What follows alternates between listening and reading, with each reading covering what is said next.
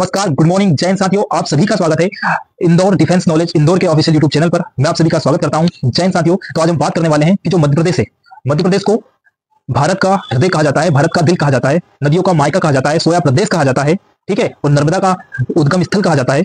इस मध्य प्रदेश में अगर आप आते हैं और इस मध्य प्रदेश का जो भविष्य है, जो बच्चे हैं, जो स्टूडेंट है, उनके बारे में अगर बात करते हैं तो उनका क्या होता है कि सबसे पहले कि बच्चों को एक एग्जाम के लिए बहुत सारा इंतजार करना पड़ता है, 1 महीने, 2 महीने, 4 महीने, 5 साल।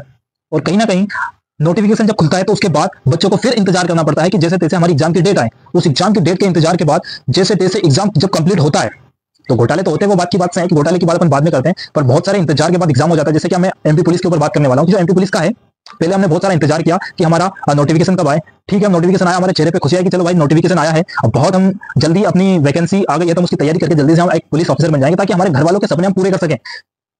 पर क्या होता है कि सरकार और इतना ढीला सिस्टम है, साला सही बोलते हैं कि जो सरकार है, जो सरकारी काम है वो बहुत ढीले तरीके से चलते हैं भाई। और मैं पहले तो किसी दूसरे के मुंह से सुनता था कि भाई ये सरकारी काम है बहुत ढीला, तो मैं कहते थे कि नहीं, सरकार बदलती है और बदलने के बाद कहीं ना कहीं गति आई, क्योंकि 5G का जमाना हो गया। तो जमाना तो 5G का आ गया, पर वही स्पीड ना वही है, सिलेक्शन की प्रोसेस वही है जो पहले थी और आगे भी मुझे लगता है कि यही रहने वाली है।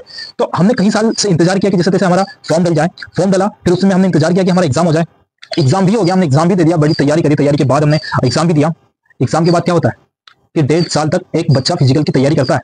1.5 साल तक एक बच्चा फिजिकल की तैयारी करता है। फिजिकल की तैयारी के साथ साथ आप सोच के देखो, इस बार का जो एमपी पुलिस का फिजिकल ऐसा था कि अगर आप फिजिकल की तैयारी करते हैं तो उसके साथ आपको पढ़ाई नहीं कर सकते, मतलब कि आप सिर्फ फोकस फिजिकल पे कर सकते, क्योंकि 2-2 टाइम फिजिकल जाना पड़ रहा था। तो बच्चे सोच रहे थे कि फटाफट अपने 100 मार्क्स फिजिकल का था तो अपन इस पे फोकस करके जैसे तैसे अपनी पोस्ट ले ले और एमपी पुलिस में सिलेक्शन हो जाए, अपने माँ बाप के सपने पूरे कर दें। पर हमारे मध्य प्रदेश में क्या होता है कि 1.5 साल बाद फिजिकल हो जाता है, सब बच्चों को पता भी चल जाता है कि भाई हमारे मार्क्स कितने आए हैं। इसके बाद क्या होता है कि अब लास्ट घड़ी क्या बची है, मेरिट लिस्ट की, कि भाई मेरिट लिस्ट कब आएगी। तो अब उसके इंतजार में फिर बैठे हैं, देखते देखते बोल रहे थे कि 1 महीने बाद आ जाएगा। 1 महीना निकल गया, 1.5 महीना निकल गया, 2 महीना निकल गया, अभी ये पता ही नहीं है कि कम से कम डेट तो दे दो। एसएससी दे देती है कि तब से तब तक आ जाएगा, कम से कम हमें सांत्वना तो मिल जाए कि कब तक आ सकता है। आप मत दो, कम से कम सांत्वना तो दे दो बच्चों को ताकि वो कुछ और कर सके। अरे बच्चों की ऐसी हालत हो गई है कि उनका जो बॉर्डर में बच्चे खड़े हैं वो सोच रहे हैं कि यार मैं कोई जॉब अगर मैं कोई ज्वाइन करता हूँ, कोई प्राइवेट सेक्टर में अगर मैं जाता हूँ तो ऐसा होगा कि अगर 1 महीने बाद रिजल्ट आ गया या 10 दिन बाद रिजल्ट आ गया तो मैं उसमें काम सीखूंगा, कुछ करूंगा, मैं टाइम वेस्ट करूंगा और फिर इधर रिजल्ट आ गया फिर इसको ज्वाइन करूंगा। अरे बच्चे कैटरिंग ज्वाइन करने को तैयार हैं, 2-2, 4-4 घंटे काम कर करके आ रहे हैं, उनको उम्मीद है बहुत अच्छे मार्क्स होने के बाद उनको ज्वाइनिंग नहीं मिल पा रही है। तो सरकार से, EFB से जो कंपनी पेपर लेती है, एग्जाम लेती है, ड्यूटी कौन सी है वो, भाई आप रिजल्ट दो ना यार, एक गाइडलाइन तैयार करनी चाहिए कि भाई एग्जाम दिया है, इसकी गाइडलाइन है कि 1 साल में इसका पेपर, इसका फिजिकल, इसका मेडिकल, इसकी मेरिट और आपका ट्रेनिंग स्टार्ट हो जाएगी। इस टाइप्स का एक पूरा शेड्यूल तैयार होना चाहिए। पर यहाँ कोई शेड्यूल नहीं है। एक भर्ती को पूरे साल, 1 साल, 2 साल, 3 साल, 4 साल बताते रहेंगे और हमने वैकेंसी दी, वैकेंसी दी। अरे कौन सी दी?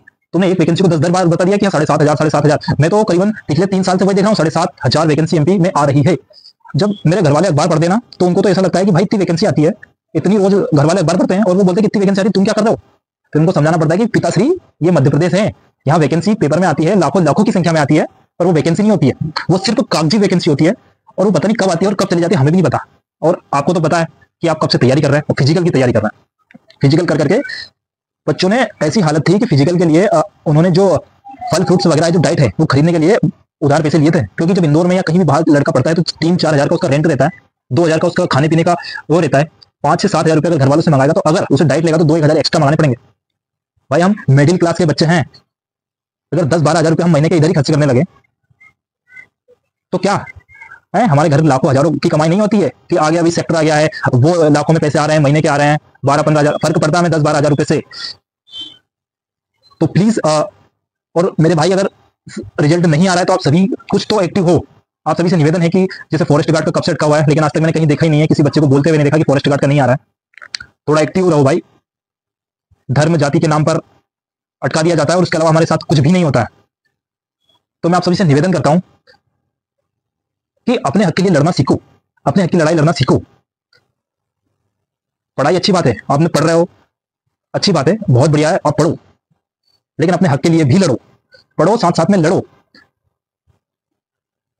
बहुत सारे हमारे जो महानायकों ने कहा है कि अत्याचार सहने की भी एक लिमिट होती है, तो ये स्टूडेंट के ऊपर अत्याचार ही हो रहा है। अब लिमिट सारी खत्म हो गई है, तोड़ दी गई है भाई। जॉब एक टाइम ऐसा था कि बच्चे अगर 1-2 नंबर से रह जाते हैं तो अगले उनको पता है कि 1 साल बाद फिर से वैकेंसी आने वाली है, अपन तैयारी कर लेंगे। पर यहाँ तो फिक्स नहीं होगा, अगर पता चल जाता है कि भाई इस वैकेंसी में नहीं हुआ तो अपने को तैयारी करो, करना ही बंद कर दो, क्योंकि अगले 5 साल बाद वैकेंसी आनी नहीं है। ठीक है। तो भाई ये बात है। और एमपी पुलिस का मैं बात बता रहा हूँ कि जो रिजल्ट है उसकी अभी कोई डेट नहीं आई है, और जो गाइडलाइन अखबार में न्यूज कटिंग में आ रही है वो सारी निकल चुकी है। जनवरी में बोला था किसी ने कि जनवरी के पहले हफ्ते में आएगी, दिसंबर के पहले हफ्ते में आएगी, तो जनवरी आने वाली है, तो उसका तो कोई भरोसा नहीं है। तो अभी तो अपना अटका हुआ है, और हमारे रिजल्ट भी अटका हुआ है, और हमारा फ्यूचर भी अटका हुआ है।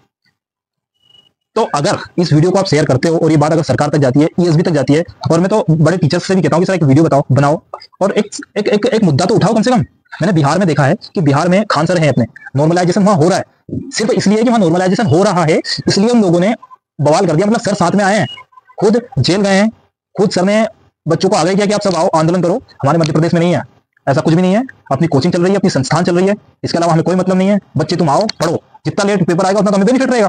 4 साल वैकेंसी 4 साल बाद आएगी, कम से कम तुम 4 साल हमारे पास पढ़ोगे तो सही। ये चलता है भाई एमपी में। बहुत कम सर है जो यहाँ आवाज उठाते हैं, तो सभी सर से निवेदन है इस सर बच्चों का साथ दे। कम से कम रिजल्ट के लिए तो बोल दो, आप किसी को बुरा भला मत कहो, कम से कम एक वीडियो बनाओ, बच्चों के अंदर एक आग तो जलाओ कि बच्चों आपका रिजल्ट नहीं आ रहा है, कुछ करो। तो थैंक यू दोस्तों, मैं आज इतना ही कहना चाहता हूँ। अगर बात सही लगे तो लाइक कर दीजिए, शेयर कर दीजिए, और अपने दोस्तों को भी बताइए कि भाई रिजल्ट के लिए कुछ करना पड़ेगा। थैंक यू और बेस्ट ऑफ लक सभी को।